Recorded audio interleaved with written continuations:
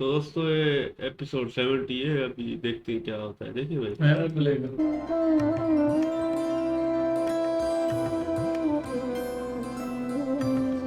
प्रजापति, पूजा आरंभ करने की तैयारी पूर्ण हो चुकी है।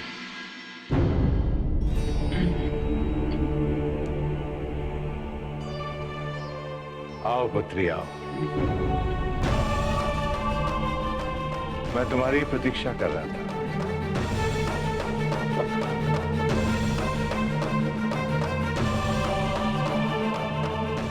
आज तुम्हारे विवाह का प्रस्ताव पत्र भेजा जाएगा।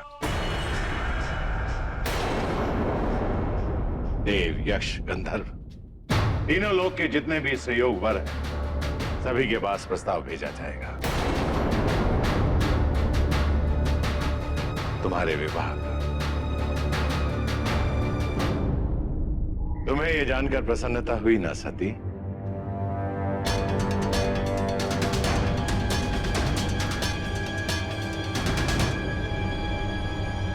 जी पिताजी।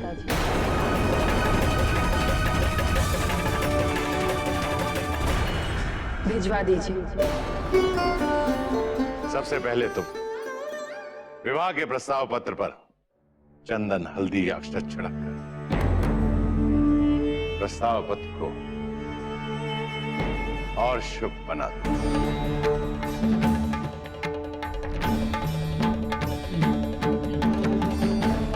आओ सभी।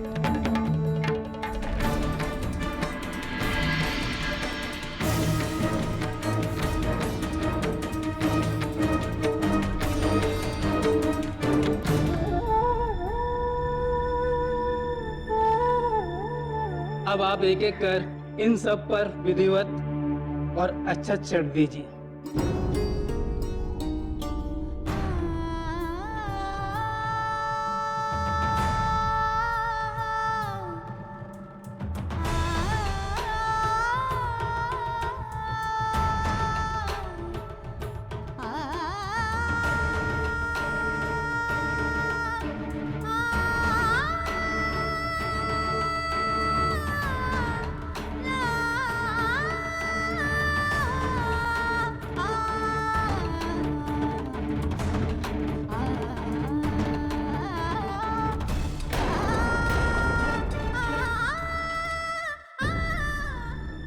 क्या हुआ सखी? तुम्हारे मुख पर प्रसन्नता का भाव दिख रहा है।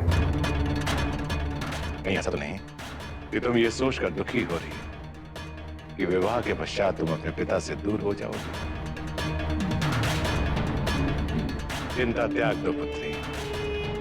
मैंने प्रस्ताव पत्र में स्पष्ट लिखवा दिया कि मैं अपनी पुत्री सती का विवाह उसी से करूंगा जो प्रजापति दक्ष का घर जमाता बनना स्वीकार करेगा। मैं तुम्हें अपने से दूर होने की कल्पना भी नहीं कर सकता हूं। अपनी पुत्री को सदैव अपनी आंखों के सामने रखूंगा।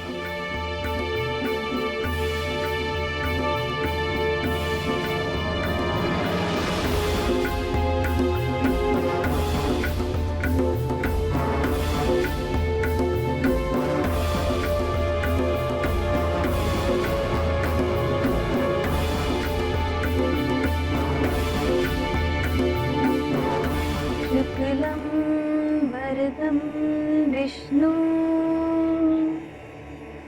शशिवर्धनं चतुर्भुजम्।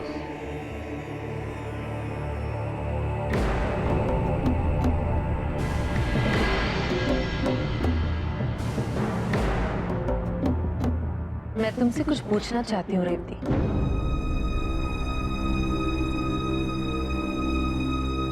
जब चंद्रमा ने तुम्हें स्वीकार कर लिया है तो फिर कुछ दिनों के लिए यहाँ सती के साथ आकर रहना, ये बात मुझे समझ में नहीं आई।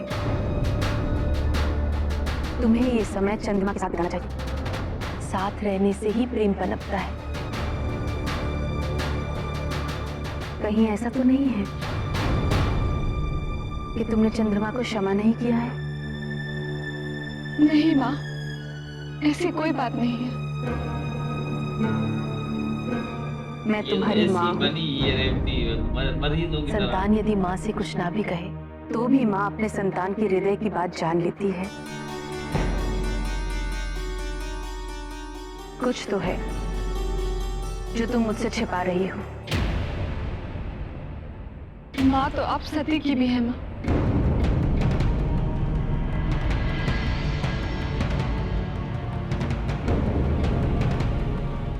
तुम कहना क्या चाहती हो?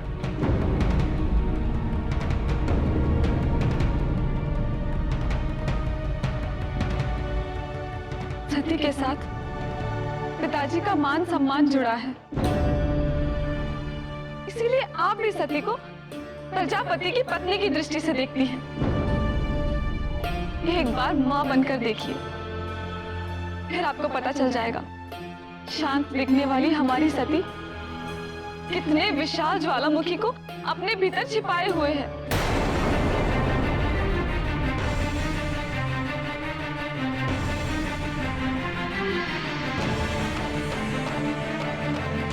तुम कहना क्या चाहती हो?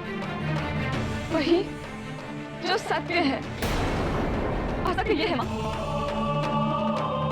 इस सती के मन में केवल शिव बसते हैं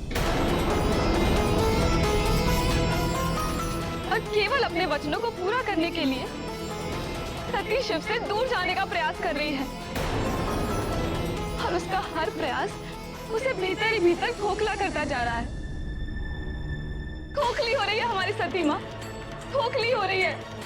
क्या ये सती ने स्वयं तुमसे कहा है? नहीं, सती किसी से कुछ नहीं कहेगी। उसने तो अपने दुख में ही सारे परिवार की खुशी मान ली है। ये सत्य नहीं है। यदि ये सत्य होता तो वो शिवलिंग का विसर्जन करने क्यों जाती? आपको क्या लगता है सती शिवलिंग का विसर्जन करने गई है? नहीं माँ, वो अपनी खुशी, अपनी इच्छा और अपने भविष्य का विसर्जन करने गई है। सत्य तो ये है कि वो इस परिवार के लिए अपना बलिदान दे रही है। मुझे तो भय लगता है कि कहीं हम अपनी सती को खो ना दें।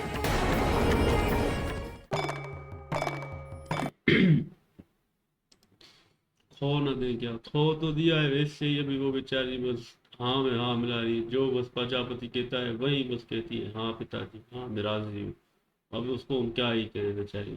हाँ यार, अभी उसके कोई गलती नहीं है। अभी ये अभी बता ये ना रेवती पहले ये सब कुछ बता दी अपनी माँ को, फिर भी माँ को एहसास तो नहीं हो रहा। अभी भी सवाल जवाब करी है, तुम्हें फिर से उसने बताया है क्या? अभी भी इसको एहसास नहीं हो रहा है। इसकी माँ जो है ना प्रसूति प्रजापति को बस अपनी तरफ से खुश है। भाई क्या करें अभी इसका? प्रजापति तो वो भी मूर्ख है, वो बोलता है कुछ भी नहीं, बस बोलता है बस मेरी सुने। और शिव जी से तो वो जलता है, पहली बात है। वर्मा को भी जवाब दे देता है, जो भी आ जाता है बोला नहीं बाबा जो होगा तो ऐसा ही होगा, मुझे वरदान दो। बस वरदान उसको चाहिए, बस अनाथ करो अनाथ करो। बाकी वर्मा भी तो कुछ काम का है ही नहीं बाबा, दुनिया बनाता है। बाकी ये मसलों में तो वो दूर ही होता है, बस वो भी नारायण के पास चला जाता है। इधर होता है ना राम जी हनुमान, तो वो मजा आता है ना हमें भी युद्ध में। यहाँ पर युद्ध ही नहीं है, शकुनी वाले होते। कृष्णा जी भी देखो ना ऐसे चक्कर घुमाता था, मुंडी उड़ा देता था सबकी। पांडु पुत्र भी देखो, महामही विष्णु देखो, ये योद्धा थे ना भाई। यहाँ पर ये प्रजापति सड़ियल दिखा कर हमारा सर खा गए। वो प्रजापति अपनी जगह पे ठीक है, वो तो वही विष्णु जी का भक्त है, फुल भक्त है विष्णु जी। आए भी सामने तो तुम अच्छा कर रहे हो, तुम मेरे भक्त हो।